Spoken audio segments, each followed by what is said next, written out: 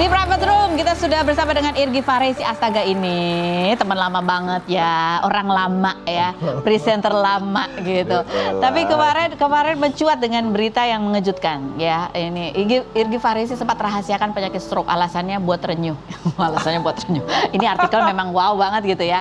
Di tahun 2020 yang lalu gitu ya, karena memang kamu punya darah tinggi, tapi itu genetik. Genetik, memang aku tuh udah pada saat aku kena itu tuh sebenarnya aku tuh udah makan obat. Udah penurun darah tinggi, ya, tapi nggak pakai resep. Nggak pakai resep. Bah, kalau itu bisa dibeli bebas kali. Jadi kenapa sih kamu? Nggak. Jadi ini loh. Jadi aku udah makan obat, cuman memang nggak kontrol. Memang nggak kontrol. Dan ini loh. Inisiatif itu namanya inisiatif. Nah, dari ceritanya dia tuh udah ngalamin pusing yang luar biasa gitu kan? Ya. Seminggu udah 3 kali tuh pusing. Ya, jadi awalnya itu, terus segitu akhirnya aku ngalah. Yaudah deh, aku minum obat itu selama sekian tahun tuh sebenarnya. Sebenarnya gitu. Jadi gara-garanya pemicu kenapa aku makan obat? Karena udah mulai pusing.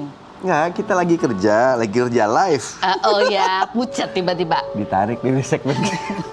Terus muka lo katanya udah kelihatan katanya gitu. Jadi itu pusing tuh padahal, lagi ngerasa pusing. Parah banget Mbak. Jadi itu tuh pemicu pertama aku makan obat. Jadi maksudnya aku waktu itu denial lah. Selama itu aku denial karena aku udah divonis sebenarnya darah tinggi gitu sama dokter. Tapi aku tuh denial karena aku pikir nggak, umur gue masih segini, terus gitu mungkin lifestyle gue. Jadi aku merubah lifestyle dari mulai makan dan lain sebagainya. Terus gitu aku sempat pergi ke dokter tapi nggak di sini memang. Terus gitu waktu itu sempat ya agak sembuh lah. Maksudnya nggak pernah ngerasa pusing. Terus gitu pokoknya puncaknya pada saat waktu aku lagi live itu. Terus aku makan obat. Langsung berubah tuh lifestyle. Iya, tapi akhirnya aku makan itu, loh kok hilang ya, besok nggak pusing lagi gitu. Oh iya, kayaknya emang gue darah tinggi. Aku makan terus sampai kejadian 2020 kemarin. Kenapa 2020 berhenti makan obat? Ya mungkin gini, hari itu aku ada beberapa hari skip obat. Kesalahan aku adalah pada saat aku skip obat, aku nggak ngerasa apa-apa. Nggak ngerasa apa-apa tuh dalam arti nggak ada keluhan apa-apa, nggak ada pusing, nggak lemes. Itu yang bahaya ternyata. Nah, terus udah gitu tiba-tiba kejadian hari itu. Cuman mungkin ada trigger yang lain lah gitu loh. Jadi aku sih nggak yakin bahwa lagi mindahin pot terus hilang keseimbangan. Ya, kalau secara ininya pada saat waktu aku lagi main game, jadi abis sholat subuh dan lain sebagainya, jam 8 pagi sebenarnya itu istriku turun, terus gitu aku lagi main game, yang tolong pindahin pot dong katanya, dari tangga ke teras. Terus pas aku angkat, aku ngerasa berat gitu kan, berat banget gitu. Berat banget. Tapi aku paksa, terus aku pindahin, begitu aku brek gitu, tiba-tiba kelayangan di situ. Kok ini kayak hilang keseimbangan, bener-bener aku yang goyang gitu, goyang, kenapa nih? Aku duduk di sofa nih, kenapa ya? Udah gitu karena aku waktu itu mencoba untuk nggak mikirin lah ya. Yang aku pikirin, anak-anak besok pertama kali masuk sekolah online. Anak-anak suruh masuk mobil, aku anterin untuk potong rambut, jadi nyetir mobil dalam keadaan serangan. Tapi itu nggak cuman kerasa goyang doang?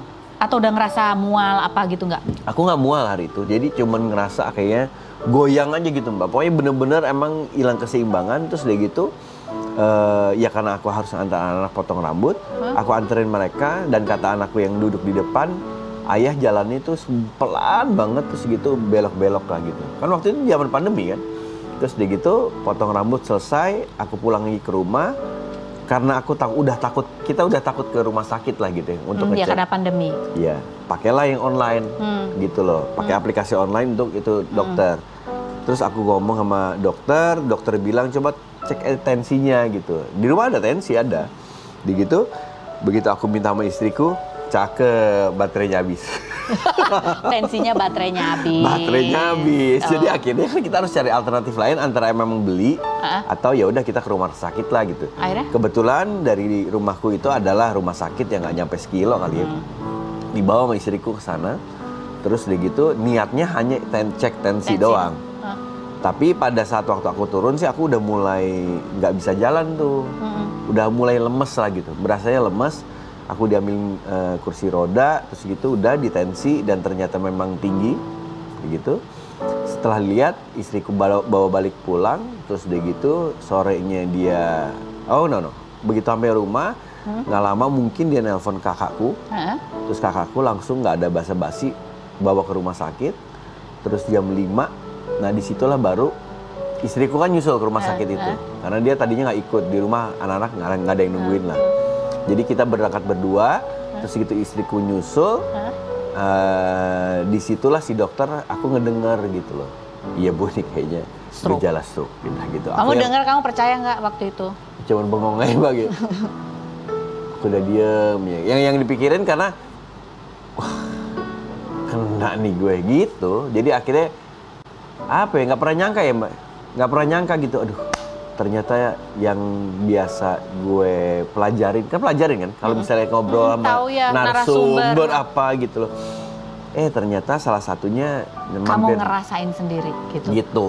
Kan kamu sempat bilang juga di wawancara sama beberapa teman gitu bahwa orang stroke itu yang kena juga selain kesehatannya adalah mental.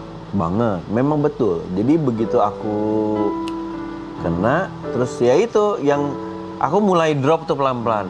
Terus gitu aku cuman bengong aja. Yang dipikirin memang cuman keluarga. Akhirnya aduh, apa ya, harus ngapain ya gue gitu. Anak-anak masih kecil. Anak-anak masih kecil, terus aku yang ya waktu itu belum kepikiran, belum bisa berdaya apa-apa Mbak. Karena memang setelah makin kesini makin lama, aku tuh baru sadar ternyata aku udah nggak bisa ngapa-ngapain. Nggak bisa ngapa-ngapain karena memang sebelahnya aku tuh udah nggak bisa ngapa-ngapain. Nggak bisa gerak tuh, lemas ya? Ya betul, jadi aku nggak bisa, motoriknya kena, jadi aku nggak bisa nyuruh otak untuk mengebuka tangan, menggerakin sebelah kiri. Terus dokter waktu itu bilang di rumah sakit yang pertama tuh, oke ini harus dirawat. Aku nggak mau dirawat, aku minta pulang. Kenapa sih? Banyak pertimbangan. Gini, pertimbangan hari itu adalah kita agak parno ya ke rumah sakit pandemi. Ya. Satu itu. Terus kedua anak-anak, karena di rumah memang waktu itu kita lagi nggak ada yang jaga, gitu kan. Aku minta pulang. Tapi memang udah keadaannya itu nggak nyaman aja gitu di rumah sakit gitu kan, kayak gelisah gitu kita masuk rumah sakit. Jadi cepat pulang lah gitu. Ya udah, akhirnya mungkin tanda tangan kali istri atau apa gitu ya, kita pulang. Tapi memang niatannya kita akan cari tempat rumah sakit yang memang mungkin lebih sepi lah gitu. Intinya gitu. Terus besokannya dibawa lagi ke rumah sakit pagi-pagi, sama sebenarnya tindakannya sama, maksudnya diceknya sama kayak gitu. Kalau orang stroke tuh dicek lebih ke motoriknya, aku suruh dipegang gitu. Begini sama dokter, coba dilawan gitu. Ada refleksnya. Ya betul. Nah terus dia gitu sama lah gitu. Memang sama, vonisnya juga ini gejala, selalu bilangnya gejala stroke. Gejala stroke. Mereka ngomong, yang aku dengar sih begitu ya. Nggak tahu menghibur kali. Anyway, di rumah sakit itu sama, dokter juga bilang rawat gitu. Dan kedua kalinya aku bilang nggak mau. Keras kepala banget. Ya? Nggak tahu aku juga sih.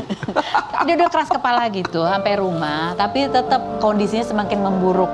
Yes. Bahkan sampai udah minta maaf, udah serahin semua nomor ATM, nomor ya semua PIN apa segala macam, udah siap banget gitu ya. Dan yang kalau aku baca ya dan aku dengar wawancaranya, Irgi ini adalah orang yang gitu, apa tuh nggak mau ditunjukin gitu ya. Gak pengen nunjukin, gak pengen nyusahin orang. Sedih aja disimpan sendiri. Kenapa sih Irgi Faresi? Selain berikut ini, jangan kemana-mana. Tetap di Rumpi Musik.